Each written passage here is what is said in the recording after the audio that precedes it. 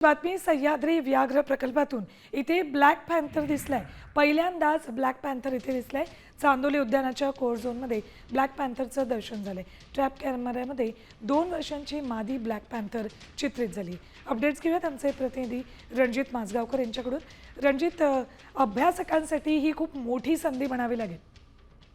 खरं तर अभ्यासक पर्यटकांसाठी ही खुशखबर आहे, कारण पश्चिम महाराष्ट्रातल्या व्याघ्र प्रकल्पामध्ये साधारण सह्याद्रीच्या व्याघ्र प्रकल्पामध्ये ब्लॅक पॅन्थरचं दर्शन प्रथमच वन विभागाच्या कॅमेरामध्ये कैद झालेलं आहे।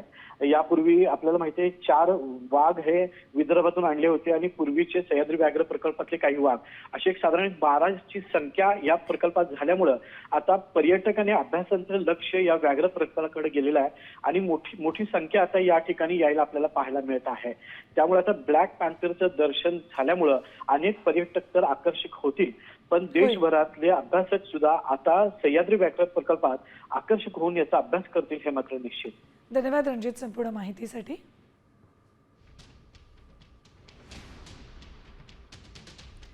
तर ट्रॅप कॅमेऱ्यामध्ये 2 वर्षांची मादी ब्लॅक पॅन्थर चित्रित झालेली आहे। सह्याद्री व्याघ्र प्रकल्पात ब्लॅक पॅन्थरचं दर्शन झालंय, त्यामुळे आता पर्यटकांचा ओघ इकडे वाढणार आहे। पहिल्यांदाच ब्लॅक पॅन्थर दिसल्यानं अभ्यासक आणि पर्यटक खुश झालेत।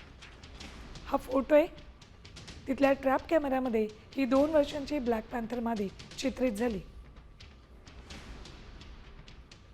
सह्याद्री व्याघ्र प्रकल्पामध्ये पहिल्यांदाच ब्लॅक पॅन्थरचं दर्शन झालेलं आहे। त्याचा हा फोटो स्क्रीनवर। चांदोली उद्यानाच्या कोर झोनमध्ये ब्लॅक पॅन्थर ट्रॅप कॅमेऱ्यामध्ये चित्रित झाली।